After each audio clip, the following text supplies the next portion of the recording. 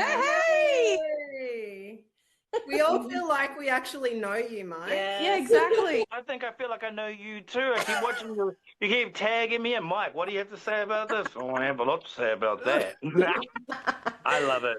Thanks, girls, for making in the effort. As a creator myself, I know how hardcore it can be. And you guys are lovely. Aw, thanks. So what happens when horsepower meets heartbreak? You are back with What She Said, and our special guest has temporarily swapped speed for reality TV emotions, and somehow he has survived both.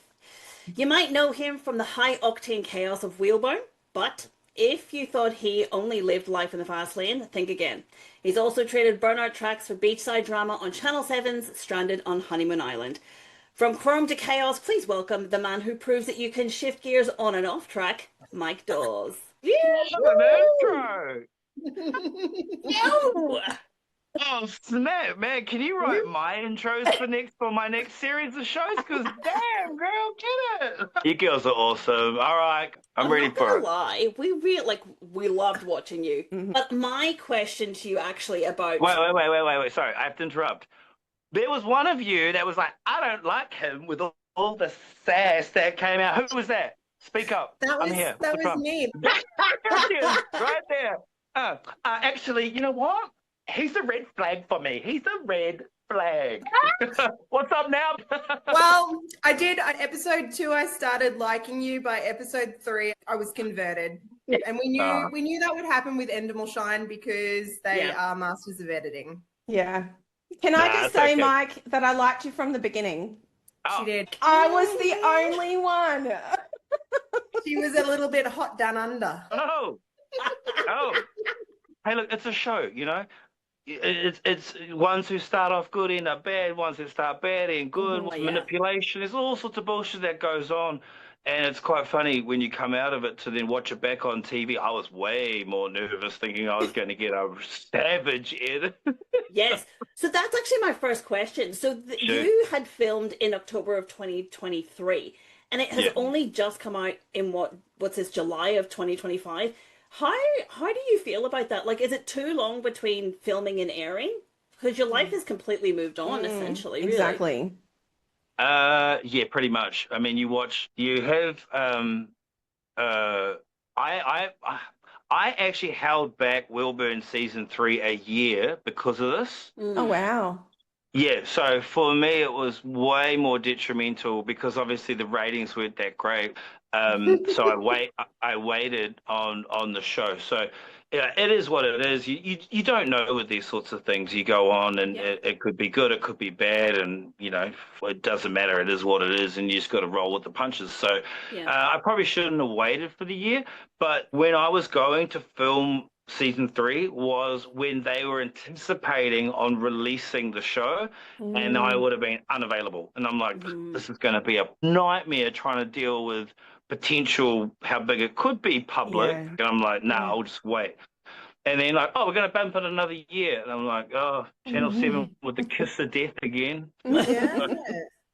And did they give you a reason why it was so long? Yeah, so the only reason why they held it back is because it was the time of the Commonwealth Games, whatever. Right. Yeah, right. Okay, I get that. So right when that was on, when they were going to release it, and then they got a battle against that, and then they obviously don't want to do it too close to summer, so it just made sense. I never watched any reality TV before I went on this, and so they're like, you're on the show, and I'm like, okay, cool, means so like Survivor meets Match. There's going to be challenges versus the other couples. Bro, this is going to be fun. Yeah. Bro, there were no challenges. The challenges was to sit on the beach and talk about feelings all day.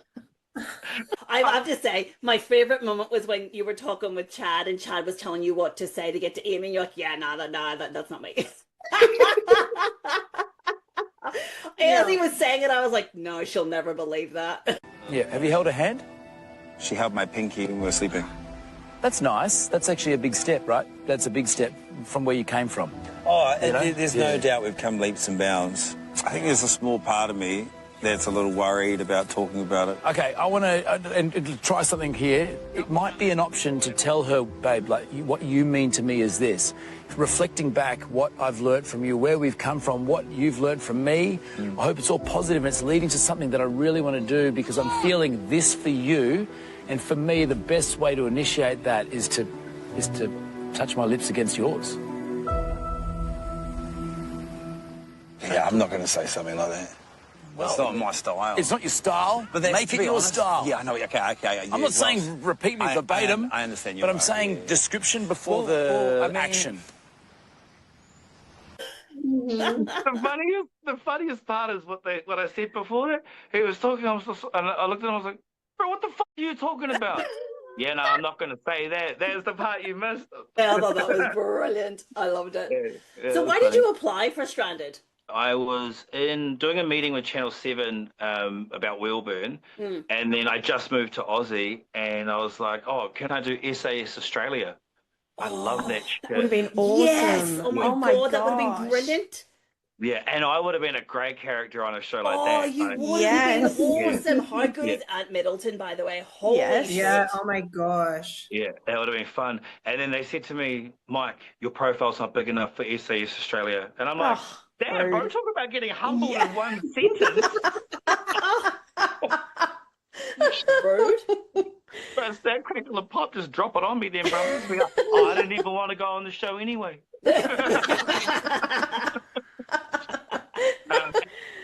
And then they said to me, but we've got this other show that you can do, and if it goes well, then we can look at you for SAS. And I'm like, oh, okay, cool. Well, sweet as. What's the show? And I have it. And they go, do you like Survivor? And I'm like, oh. Bro, I'll do that shit for free. I'll do that for free. Done. I'm in. And they're like, yeah, it's like that, mixed with maths. I'm like, oh. Bro, like, how much maths? I've got a pretty big personality. I can't see me coming off on that good. Hard out. What do you mean? So, like, the precedence of the show was supposed to be like Survivor meets maths. Now, here's something you might not know. Now, whether or not this is true or not, I'm unable to verify. But for the argument's sake of who I've talked to within enough circles, I believe it was. So they originally set this up that there were going to be challenges versus the other couples.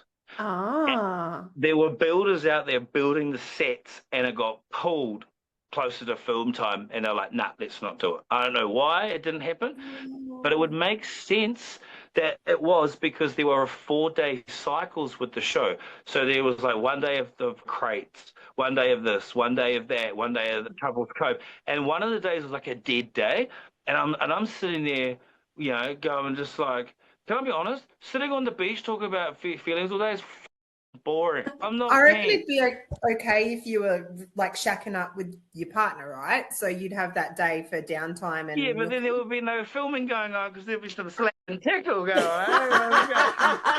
They could have done like a capture the flag, like an island capture the flag. No idea what was going on with that, but they didn't.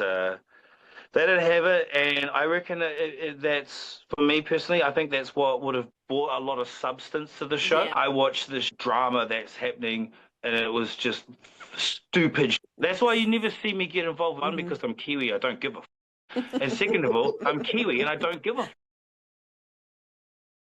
So, touching on the Survivor comment, if you were to go back on another reality TV, would you? And which one would it be? Don't say F-Boy Island. God save us. I don't want to ever do a dating show again. That was done. One and done. No maths?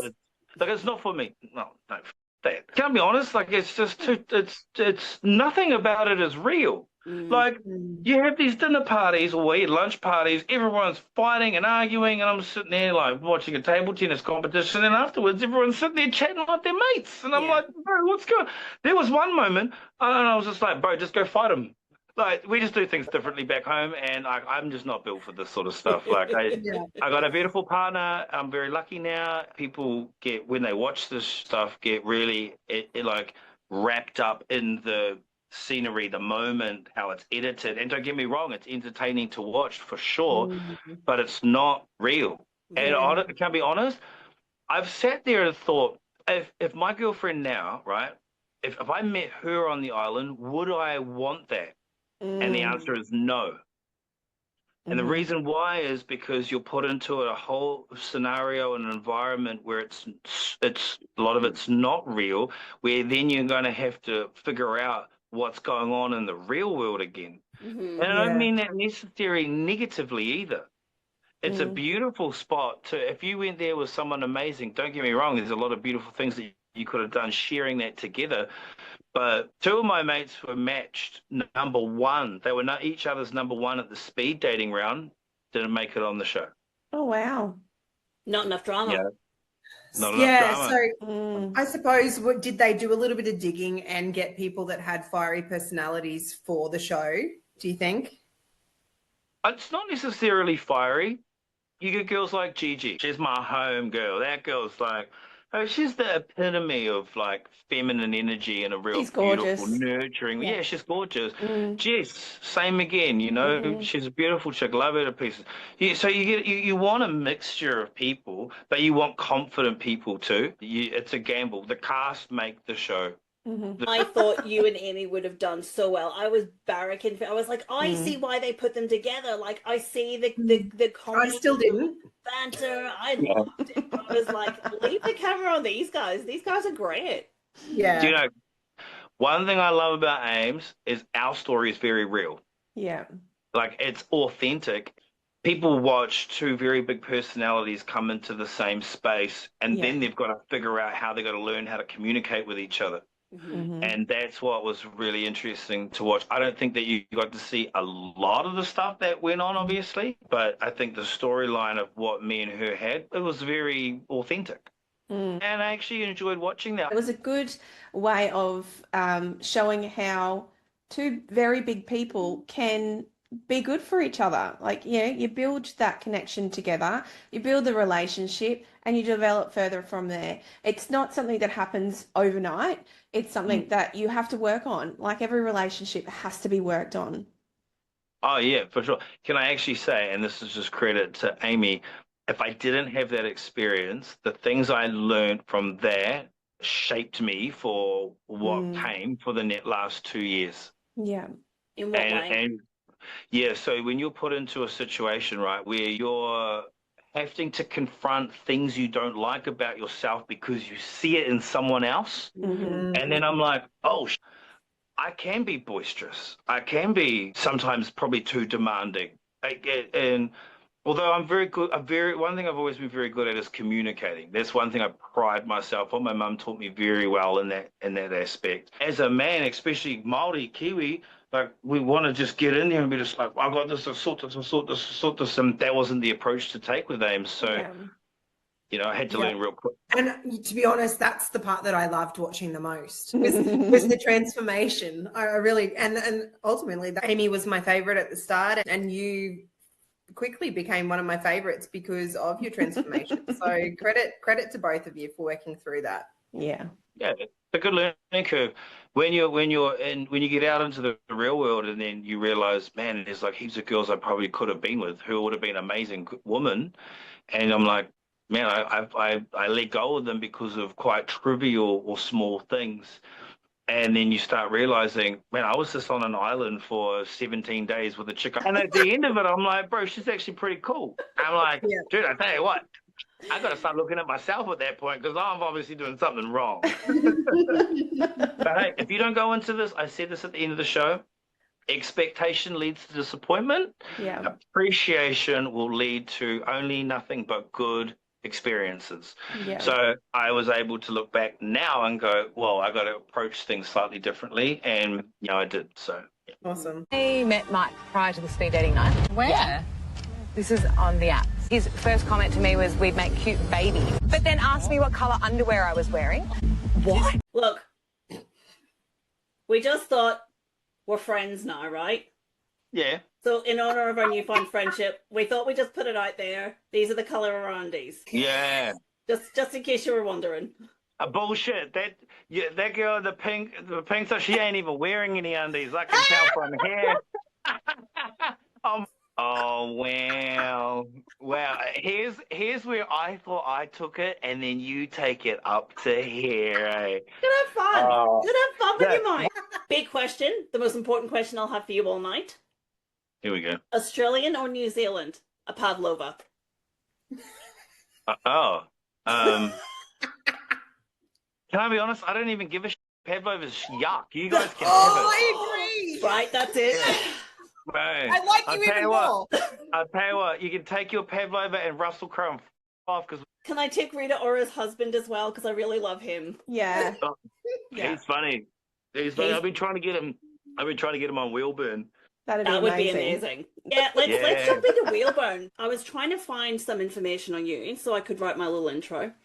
Yeah. And I found a really old pic of you on LinkedIn. You look like a baby. You look like baby Mike. And it was like founder and CEO. I didn't see anything about you being able to run backwards in your jandals. Because that's a skill. In Australia, mate, if you can run backwards in your thongs, you put that shit on your resume. That's right. You want me to do this shit now? I'll do a backflip in my thongs. They're pluggers, Mike. They're pluggers. Oh, man, I just said thongs too. Oh, yeah, you did. Yeah, you did. Cutting that one. Damn, yeah, you're not cutting that one. Oh, bro. Everyone's going to go, now the comments will be Mozzie. Oh, yes. No, that's going to get me enough shit. Hey, No, we wanted to find out more about you and find out how did Wheelburn come about? How did you guys get together? Wheelburn happened right place, right time. I was hella lucky, right? Wow. I never did TV. I never made a video in my life. And I was at this event called Target, and this video that I made blew up. It's this of my RX-4. I got an RX-4 20B, 800 horsepower, just street car. I took it, and I was just doing burnouts everywhere. And then I pulled up, and I was just chilling. And then Greg Murphy pulled up behind me. He winds down the window, and he's just like, bro, that car is sick. And I'm like, at that moment, I'm like, okay, play it cool, Mike, play it cool. Greg Murphy's here, just play it cool. He's a 4-time Bathurst champ. Yeah. And then the words that came out of my mouth were like this, oh my God, it's Greg. Not playing it Because cool. you actually had him on your show quite a few times. So did he become a show's friend? So he pulled over, I fangirled out, and we go, do you want to do a burnout on my car? And he's like, yeah, I do. And he stalled it. And I'm like, do I have to teach 4-time Bathurst champ how to do a burnout? And then after that, we did a chat together, and he said to me, dude, you're really funny, and you got great charisma. Do you want to come on my show? Oh, and my gosh. I went home that night and wrote Wheelburn. Oh, my gosh. Yeah, and I'm just like, did I do TV? I'm like, fuck it, might as well give it a crack. And then I pestered him for about a month. And then finally, we walk into Sky TV. I'm suited to the nines. Cole comes in and jandals. And Cole's like, bro, I'm 2-time drifting champ. I'm sweet as, bro. I'm like, I was going to say, did you know Cole before you went in? Because obviously it's the Mike and Cole show. So you got first name. So did you guys know each other? Okay, so great question. Before I met Merv, Cole and I did videos together for 3 months before we got a TV show. Wow.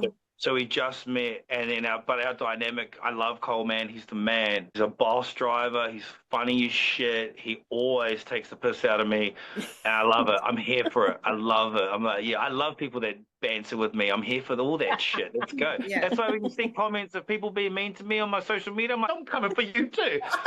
You shut your dirty mouth when you're talking to me. So fast forward, so you're in the office, and he's like, you're going to give you 10 episodes with Murph Show to do a 3-minute segment. I'm like, sick. So they're gonna produce it, direct it, all this stuff. I just get to be effectively a producer to go, here's my ideas, and then they're going to teach me. We get 3 segments in out of the 10. I get called into the office, and I'm sitting there, I'm like, fuck, this isn't going to go well. And then he sits down with that casual, like, with the office boss. So like the principal's office. Yeah. And they go, so how do you think things are going, Mike? No. And I'm like, no. But yeah, that's what I said. And I just said to him, I go, oh, let's cut this shit. Are you booting us?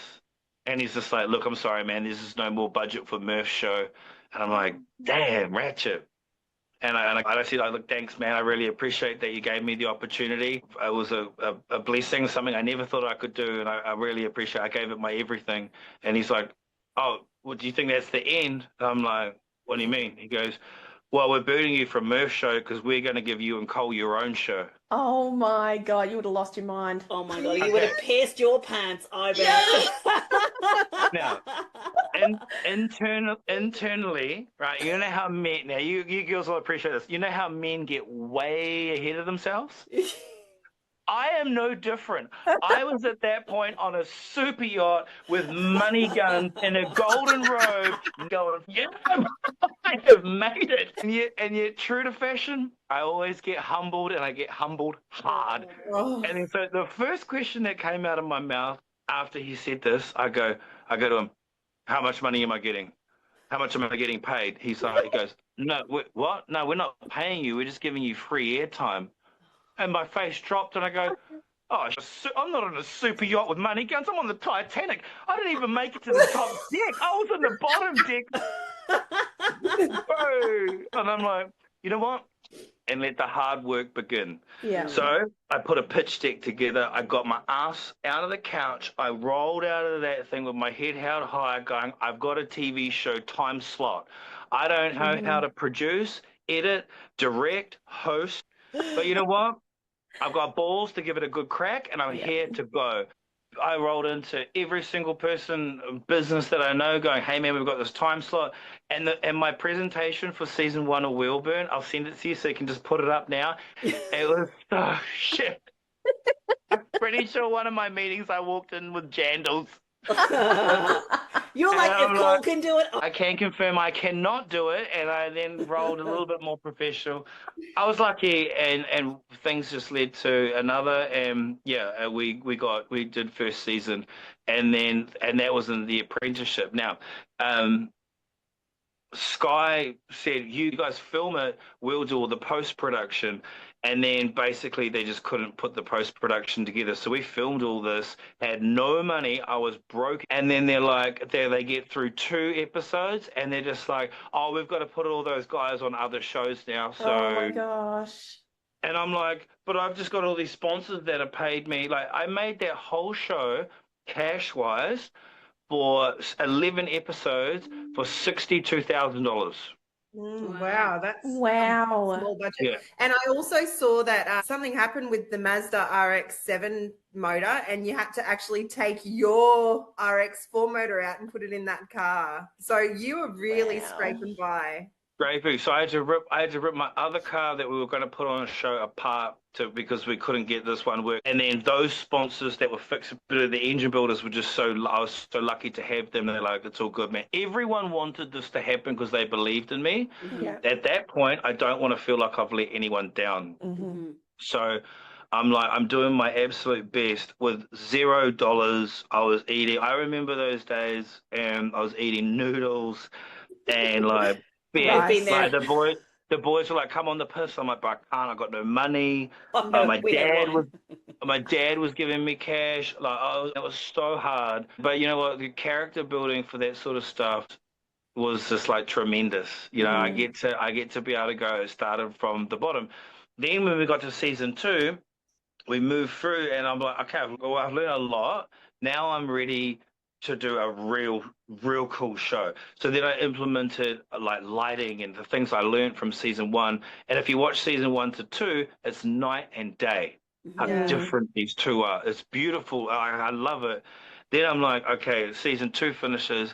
I am going to make a show, and this is just me believing in myself, that is better than Top Gear. Oh, nice. And I could do it. I actually thought it's very similar to Top Gear. We're Top Gear on steroids because it's just more fast paced. So I watched the show with my partner, and he watches it now without me so that he can actually enjoy the show. I really appreciate that. Thank you. That means a lot. Yeah, I don't think that Wheelburn's had its time in the sun yet. I think that this is a really undercover show that I've poured fucking everything I have into it. And I still don't think that it has the traction that it really deserves. I think that it could be so much bigger and better. But you know, nothing ever easy is worth doing. And sometimes the work you put in for the success that you gain later will always make you humbled and appreciative, which will keep your head out of your ass. Yeah. My dad told me that. So I'm like, wise words, Dad. Do you kind of think that's where the momentum would have helped you if they had have released Stranded sooner?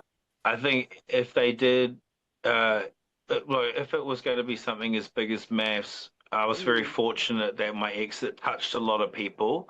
I have hundreds of messages from people who were like, I was crying watching that chip, which was surprising. That was me. Yeah. It was really beautiful, and I love that people were appreciative enough that they would reach out for that. But I mean, you know what? Honestly, I think all the cast, even the ones I don't like, deserve something out of this because we gave up a month of our lives. Yeah. We waited 2 years. Then a few of them are getting tortured on social media. Yeah. And these guys, not only do they not get anything out of it, but they're also now got the public that hate them or don't like them. Yeah. And it's Like douchebag Tom, but I mean, he's moved on. He's got a wife. don't say that about Tom. Tom's a man. I'll come for you. Talk about my boy Tom. Let's clear some shit up. Now I'm here for it. Now, he knew that he was not into her at all, one but whatsoever, which is fine.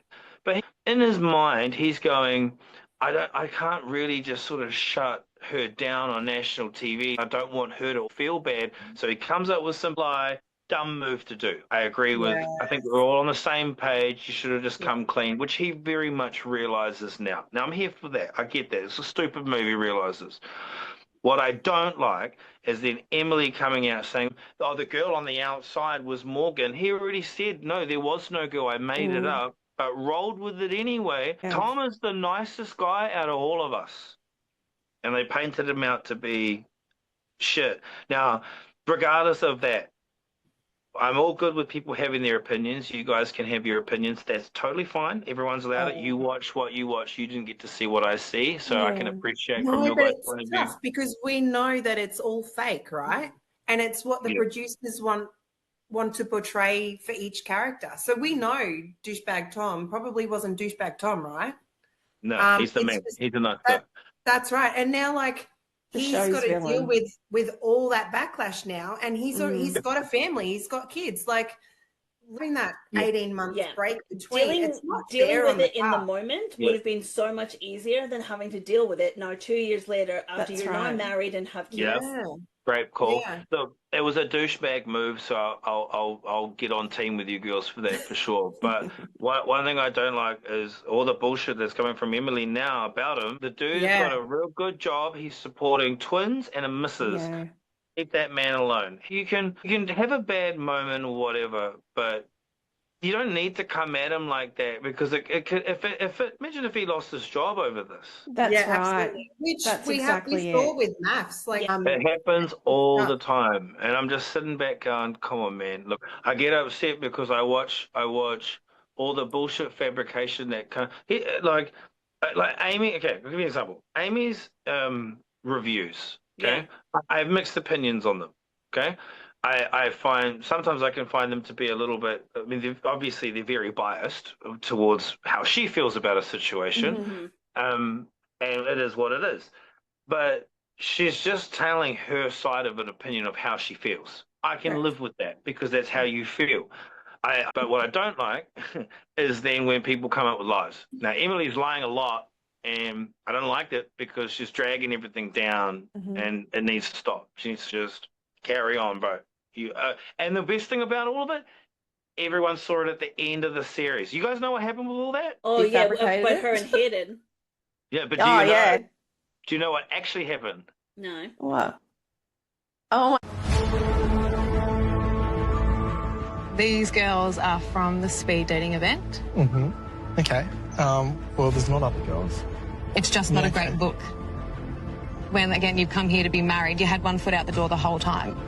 I think she's bringing these girls up to start some more drama and fuel to the girls so they can, execute me at the dinner table, which I'm fully prepared for. But if Emily's going to open up this can of worms and gossip, then, I might have to open up what I know. What's pissed me off is that you didn't come into this experience like everyone else. Everybody here, they shut off what was going on beforehand. With exes and flings and whatever there might be. Everyone here?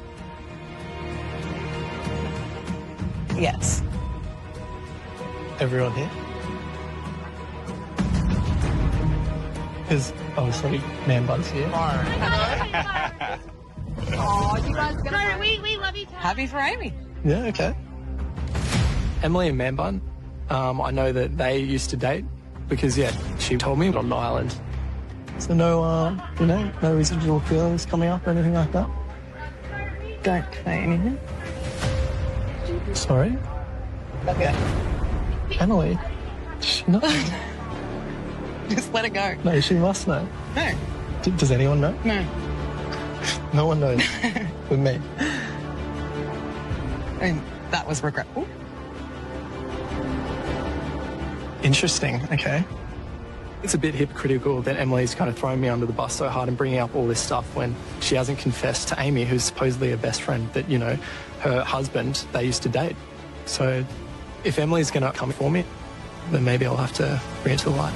At the start, right, of when it all started, obviously Emily found out about Man Bun, blah, blah, blah, saw him at the speed dating thing. She told Tom that her and Hayden dated. Which Okay, so not I true. want to know about this, right? Did they really date? No, Hayden had no idea who she was. They I matched was on. wondering. They matched on Hinge a year ago. If it got brought up at the table, so here's what's happened. Emily told Tom we dated. We went on dates. Then when Tom came back and Emily came back, guess who walks in with Amy? Yes. Hayden. And she's like, what the fuck? Then Tom goes, does Amy know? Because obviously Emily's all she wants to do is go after Tom. And he was like, wait, does Amy know what's going on? And then she's like, I'm about to get owned. Because if it got brought up at the table, wait, why don't you tell Amy what's going on with you two? And then Hayden would have gone, I don't know Who the her. hell are you? How you even remembered that they matched a year ago is psychotic in itself. Can't even remember what I had for breakfast yesterday. Yeah. And this is one thing that I did say in the finale. As she came in with all of these accusations are towards you, accusations towards Tom, but none of it really landed. Look, if anyone ever does a show like this, hold yourself to some high regard to not lie. There's what we call, it's like you'll have a partial truth and then you'll roll in your own story. Don't do that. You get caught out and it ends up very bad for you. That's and right. then she was lucky all her stuff didn't get pulled out as much and as hard as what it could have been. Yeah. Because some of it is bad. And the worst part about it is that now we all know, instead of her shutting up and saying nothing, she doubles down saying, oh, I've got receipts of me saying shit. No, you don't. I've got receipts. I've got all the texts. And I was like, look, normally I don't get so petty. I just want to normally I don't get so petty. But I had to watch that shit with my mum. Yeah. Oh, yes, we Now- know. Oh my Now god. Now I'm coming after you. You Yes. saw the videos I would have posted on my Instagram Yes, with story. your mum. Yes. Oh my god. How good does your mum look, by the way? I know. Yeah, she's Oh. smoking. She is Yeah. like not aging at all. No. Yeah, she's beautiful. She's a lovely lady. She's taught me very well. She was a single mum for a long time. She's gone through some shit, that girl. And yeah, she's boss as. So Yeah. I have a soft spot for my mum. I got a Yeah. question, Mike, because I feel like we could be friends, right? So can I call you Mikey? My mates call me Dawes Doors. or Dawes. Dawsy. Can we call you Mum Mumsy? Yeah, she'd love that. Text her. Text her. She'll love it. Hey, Mumsy. do that. Yeah, What she said, girls love you. Well, Dawsy said that we could call you Mumsy. That's right. She was a very proud mama by the end of the show. That's Mm, Yeah. That mean everything to me. Like I can't go on these sorts of things and not make my mum proud. I've fangirled from the beginning, okay? Yeah. Paigey has been in your corner the whole time. There was the moment where Amy was calling you out on a couple of things, and you were being a present person. You were saying, no, you just sit back. I'm going to do these things. I'm going to do this. And I sat there and I was like, there is no misogyny there. There is nothing untoward that you're doing. You're just trying to be helpful and be present. You didn't come across as that person. I appreciate that. You want to hear a couple? I'll tell you a couple of funny stories, right? So you know how they did me pretty dirty at the start. Everyone else got these beautiful messages from their family. Here's me getting a message from my ex. Yes. Why? Now, here's the thing. Me and my ex at the time, we were actually friends. Had no problem. How did they get her number? Is because in my preliminary interview, they asked me, in my casting interview, Mike, what's your red flags? And I was just like, man, I don't know. I probably got a few. Let's ring my ex. So I FaceTime my ex. And I'm like, yo, I won't say her name. We'll call her Sarah. Hey, Sarah. And she's like, yo, what's up? And I'm just like, bro, remember I was telling you about that Honeymoon Island thing, the interview? She's like, yeah. I'm like, well, I'm on it. They want to know what's going on with with my red flags. And she goes, oh, have we got all day? And I'm just like, oh, damn, but just remember I paid for shit for you. No, she's lovely. She's lovely. And we were good mates. And then, then they said to me, hey, can we have your ex's number because we want to get that approved from her to showcase that in the show. Normally I'm smarter, but they got me. And I'm like, yeah, sweet ass, here's the number. This is what you didn't see. You know why you didn't see her face? Because it was recorded. No, it wasn't. There was a video. Here's what happened is there was 3 videos. The first one is what she really sent. The second one is what I watched with Amy on the island. The third one is what you guys watched on telly. Now, on telly, you watched her say, Mike can belittle me sometimes. She said, sometimes Mike can make me feel small, so be strong, be a firm, whatever, blah, blah, blah, blah, blah. In the video, what she actually said was, Mike's such a workhorse and so motivated and driven to where he's going that sometimes he can make me feel small. They are 2 very different meanings. Yeah. And then I'm like, I watched it on the island with Amy and I blew up at the production company. And I said, I don't mind if you want to make me look like a dick, but do not bring them into it. I don't like this. It's not okay. Anyway, I carried on, as you could imagine. Then Amy goes to me, don't worry about it. It's just a TV show. And I'm like, no, Ames, it's not. Like, this is, I'm okay if they want to mess with me, but don't bring my friends and family into this, especially someone who I was in love with. Like, it's not okay. Ames obviously picked up on this a lot and lumped to roll with it. And then the misogyny thing comes out. So she goes, what actually happened is she starts pressing me about what my ex said. Now, at this point, and I told her this, I go, I don't want to talk about this with you for 3 reasons. 1, it's none of your business. 2, it's none of everybody else's business. And 3, and most importantly, she's not here to defend herself. So I say this, we both made mistakes. We came together amicably afterwards. We apologized. We grew. We moved forward. And that's when she goes, do you know what? I get it now. I think that you're controlling and you're a misogynist. Now I'll go, whoa, hang on. I go, those are really powerful words to use, Amy. I said, what specifically have I done to you in 24 hours to warrant such a call? Because all I'm seeing myself in my mind is to try to be chivalrous. And she goes, when we were out in the water, you swam in between my legs when I was wearing a G-string. I thought that was disgusting. And I go, what? I go, who do you think I am? Aquaman? I can't see underwater. I know. Salt water burns, baby. Now, here is where the plot thickens. You know how they gave me the option to pull the flare? Yes. Yes. Okay. And then obviously I had the option that I could leave or I could stay. Yeah. That was not their first choice. What they were trying to set up was Amy to go with Hayden, and they were trying to bring my ex over to me to go with my ex. Oh my gosh. Did they come to you with that? I didn't know anything about this. Would you have been happy to be on an island with your ex? Well, the thing is that we were so amicable, good friends. It wouldn't have been the love dynamic that they were looking for. But I tell you one thing, that chick is a boss. She would have owned everybody. Oh, I was sitting there going, because obviously I've got on the island, as soon as I flared out, came back, and I'm sitting in the hotel, they finally get my phone back, and I see messages from her, and I rang her straight away, and what's going on? She's just like, they asked me to make this video. She's like, it was like 5.5 minutes. She said lots of beautiful things, but none of it was seen.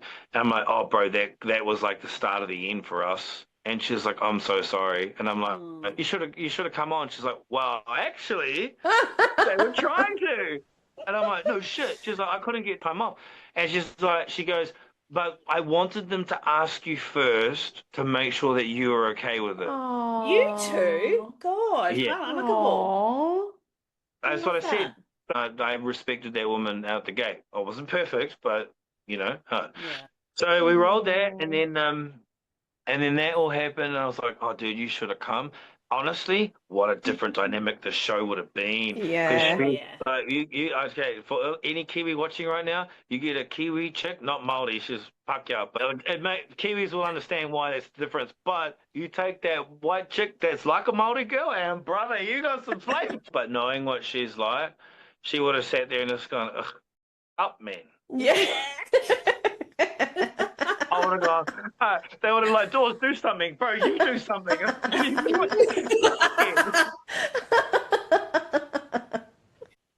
I have a question for you. Dude. Would you rather skydive at 20,000 feet again? What? You, Cole. You know I hate this because I've got a fear of heights and I've got a fear of planes. Yep. Right? I'm sweaty. It's only 20,000 feet. I think it's like a minute. I get this. A free fall. Okay. I've just found out.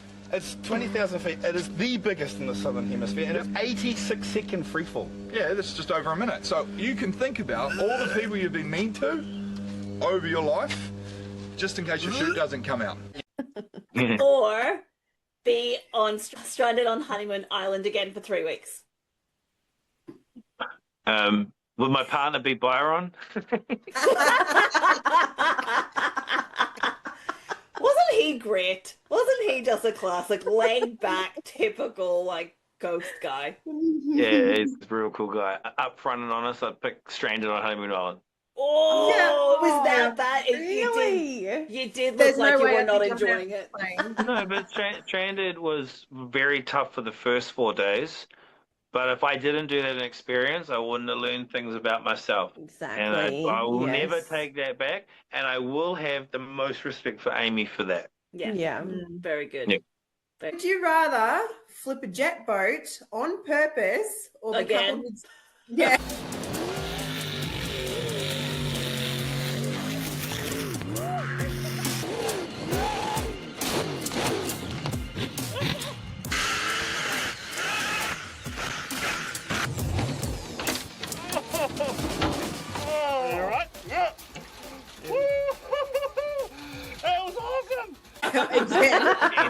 Again. Or be coupled with Sam and have to defend his comments every couple's cove.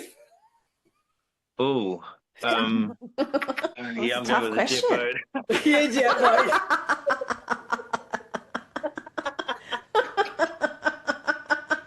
Thanks to crash. Oh, yeah. There's two train wrecks in that. I don't know which one. What?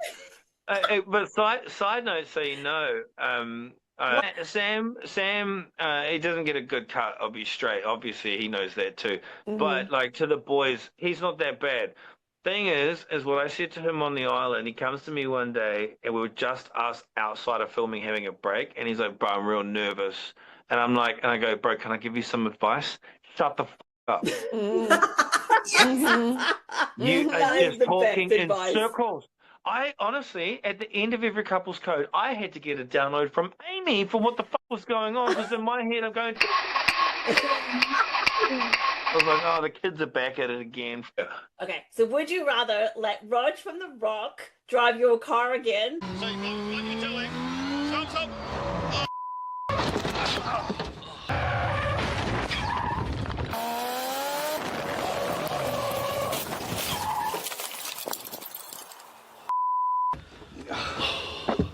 No! You all right?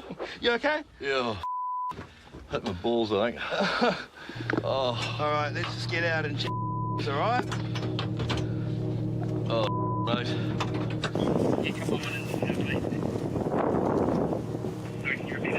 Or get a lap dance from Chad.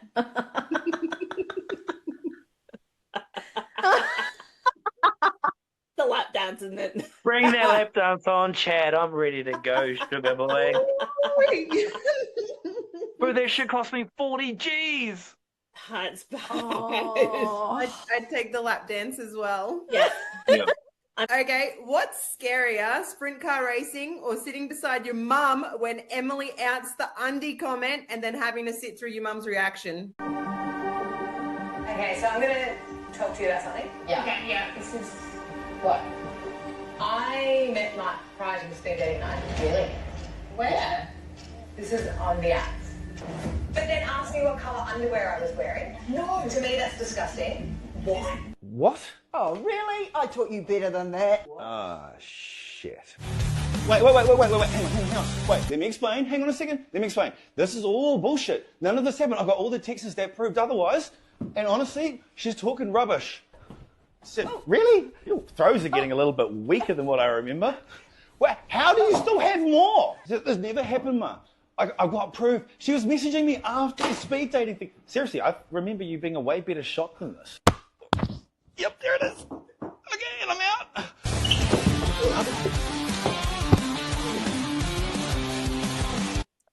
Reword that. She lied. Emily lied about that.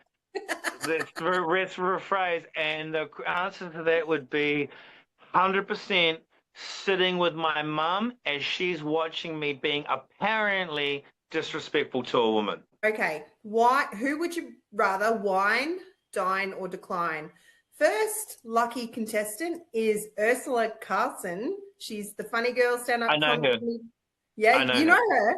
Yeah, I know her. I love her. Look, the downside here is that she only eats muffins. I know that. I know that. 100% I know that. That chick is the funniest. She is. Oh my gosh. Ever. Yeah. Yeah. Carry on. That's a high Second contender. one, Gal Gadot, former Miss Israel, Wonder Woman, and she actually has military background. Yeah. Was there a sex thing in this or what? And then last but not least, Margot Robbie. She's the Aussie goddess, brains and beauty. Harley Quinn or Barbie, you choose. Okay. Damn, bro, this is some good shit. Okay. Wine, I'm gonna go Wonder Woman. Yeah. That's the Wolf of Wall Street now with this scene. I'm like, oh, bro, Margot Robbie. But if she ever comes on my show and she ever sees this, she ain't gonna ever come on my show. Okay, hang on, here we go. All right, okay, I got it. Wine, I'm gonna go Margot Robbie. Only because she lives in Australia. I have a TV show. I might have a shot at She's your hall pass. Yeah. That's right. Hall pass. Right, that's my hall pass number one. Dine, that's easy. Ursula, all day. Yep. She will be, I'm telling you now, she is the funniest chick to ever talk to in your life. And it's out the gate. And unfortunately, Wonder Woman, I'll have to not decline, just put her in my black book for I'll call you later. Look, the next one's going to be a tricky one. So there's a catch. Yeah. We're talking cars. Yeah. But there is a person from Stranded attached to each car, but we're not going to tell you who it is. Okay, so right. You have to choose the person according to car. Now, So you would have been wine- funny about this. I'm not going to pick my favorite because I know it's going to be attached to the person I don't like. I'm picking something different, bitches. I'm way fucking ahead of you. Let's go, bro. So, first car. It's a 2012 Mazda 3 hatchback. It's decent on fuel. It's compact and quick enough for suburbia. The interior screams pre-workout. And I accidentally left my gym shoes in the back for about 2 weeks. There's protein spills everywhere. There's a half-empty vape pen in the console and random socks left in the car. Mm-hmm. That's number one. That's Byron. He's probably listening to some love music on the way home crying to some other shit too. Yeah. Number 2 is a 2008 Toyota Tarago, the Chaos van. You got 3 car seats in the back, crayon scribbles on the windows, muesli bars unaccounted for. It smells like stale drive-through fries, and the CD player also works, but it's got Katy Perry's I Kissed a Girl stuck in there on replay. I'm sorry, what kind of car did Brie own again? I nearly fell for that one. You wee shite. Lucky last car. This one's a good one, actually. It's a 2023 Porsche 911 Turbo S. It's sleek, fast, and absolutely immaculate. Sounds like my sex life. Sleek and fast. Come on, slow it down, buddy. It doesn't matter if you win by an inch or a mile. Winning is winning.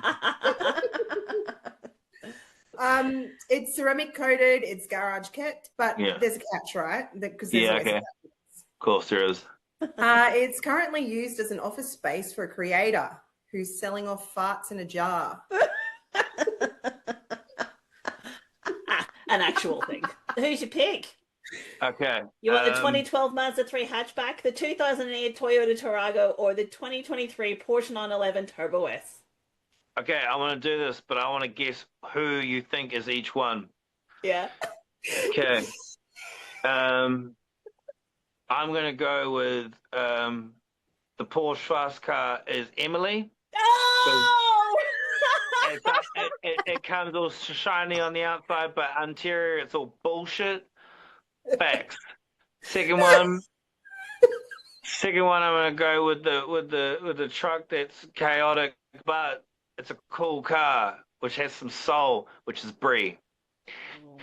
And the next one is Gigi. Emma had Amy as the 2012 Mazda. She had Georgia as the 2008 Toyota Tarago, and Emily was the Porsche. She was the beautifulest soul in the land. She ain't no beat up truck. There was no correlation between car and person. We thought that you would pick the fart car, so it just would have been funny. Can we just talk about dirty words right now? Yeah. Because we actually think that Emmanuel would be a really good voiceover for Spicy Books, right? So I want to get you to repeat something because I want you and Emmanuel to have a voice off, right? Oh yeah, I got this. Yeah, I would win this all day. I'll win this all day. So challenge accepted. We actually have a bit of an insert from a book that we're reading at the moment. I'm not sure whether you'll remember it, but you can just get the gist. So I'll say it to you and then whatever you can remember, or if you put it in your own words, that's fine. But we want the spiciest, sexiest voice that you can possibly give us, Mike, because I feel like I need to take my pants off for this. Yeah. We want a panty dropper. Right. She parts her legs without hesitation, and I press forward until my hand cups her heat. Her vag. What kind of book are you bitches reading? You could have done it way better than that. It was amateurish. I'm going to make my own up because that's how I roll. Are you ready? Yeah. It better be spicy. 1 second. Oh, God. Oh, God. God. This summer, for the ultimate showdown, one man, one lover, 2 bionic parts. It's gonna get dirty. Oh, yeah. You missed your calling. That is brilliant. This summer, one man to rule them all. She parts out as he comes in, pressing closer. She moves forward. Her heartbeat synchronizes with his. Their souls match as their breath and lips touch each other. Hey, I got this shit. Oh, man. Oh, my God. Is my face red? I feel like my face is so red. Oh my god, that was brilliant. Brilliant. Okay, so I take it back. Emmanuel has competition. Yeah, he does. He does. I thought you were going to fail dismally. Right. Bring it on, Manny. I'm ready to go, bro. So from Island Flings to Engine Things, that's a wrap with Mike Dawes. Whether he is tuning cars or navigating reality TV twists, one thing is for sure, the man knows how to handle the heat. Huge Oh, thanks you're going to... to say tuning cars or tuning off. Big thank you to you, Mike, for being in the hot seat. And if you want to catch more of Mike, you can follow him over on Instagram, MikeDawes23, and catch his high-octane TV series Wheelburn over on YouTube. We'll see you next time on What She Said. Bye. Thanks, Eddie. Oh.